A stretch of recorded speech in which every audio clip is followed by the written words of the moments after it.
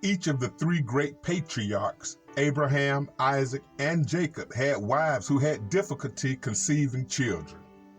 Jacob followed in his grandfather's example and had children by his wife's servant, leading to sad and sometimes bitter consequences. Welcome back to the program, everybody. I'm Reverend Said, and today we're going to be reading Genesis chapter 29, verses 31 through 30, and verse 24.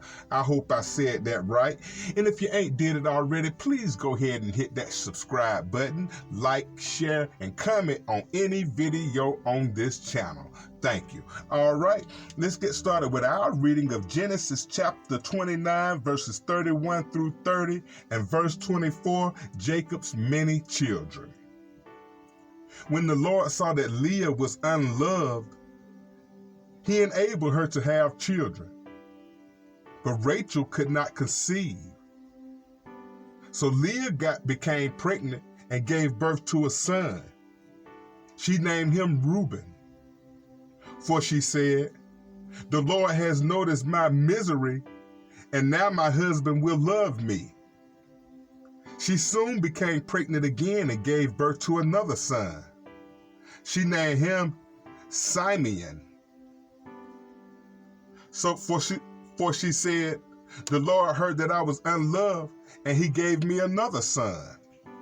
Then she became pregnant a third time and gave birth to another son. She named him Levi.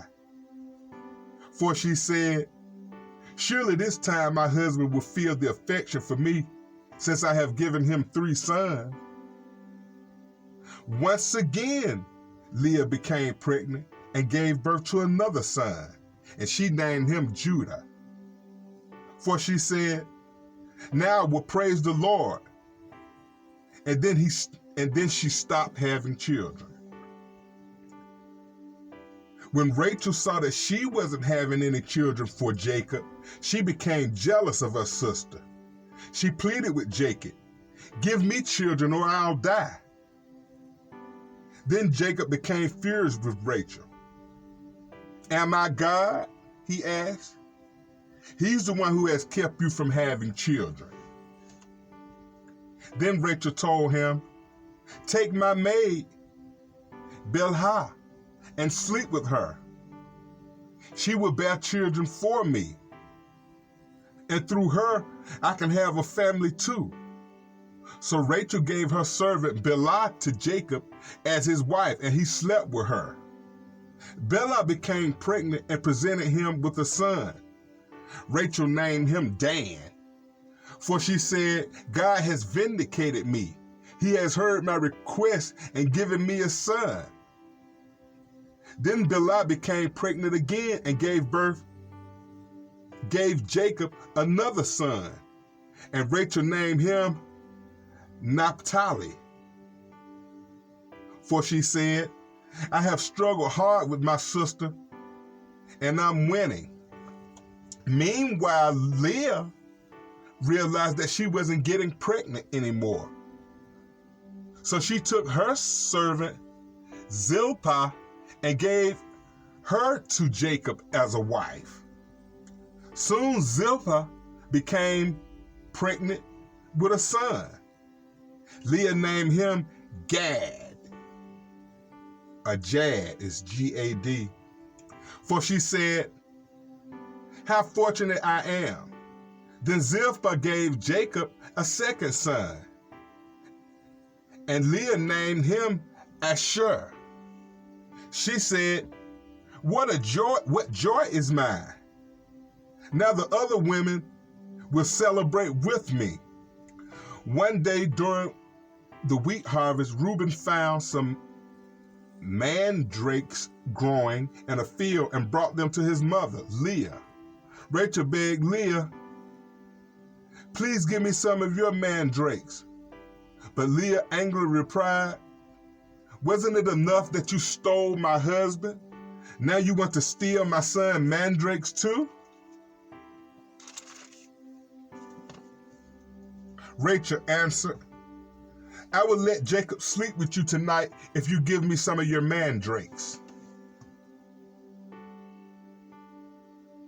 So that evening, as Jacob was coming home from the field, Leah went out to meet him. "You must come and sleep with me tonight," she said. I have paid for you with some mandrakes that my son found." So that night he slept with Leah, and God answered Leah's prayers. She became pregnant again and gave birth to a fifth son for Jacob. She named him Issachar, for she said, "God has rewarded me for giving my servant to my husband as a wife." Then Leah became pregnant again and gave birth to a sixth son for Jacob. She named him Zebulun, for she said, "God has given me a good reward. Now my husband will treat me with respect, for I have given him 6 sons." Later she gave birth to a daughter and named her Dinah.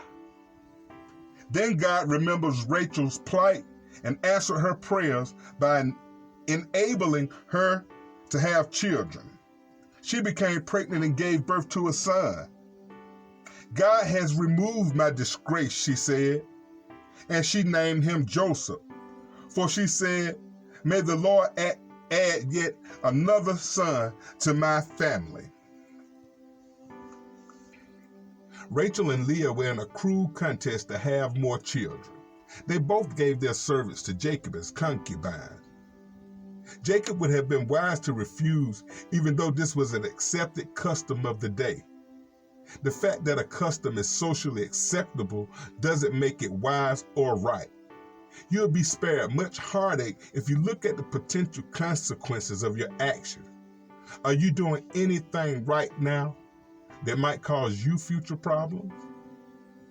Alrighty, that's going to wrap up our reading for today, y'all. Please join me on the next episode where we'll be reading Genesis chapter 30, verse 25 through 43. Jacob wealth increases. Alrighty, that's going to wrap up our reading for today. Please join me on the next episode where we'll be reading Genesis chapter 30, verse 25 through 43. Jacob's wealth increases. Y'all come back and see me. God bless.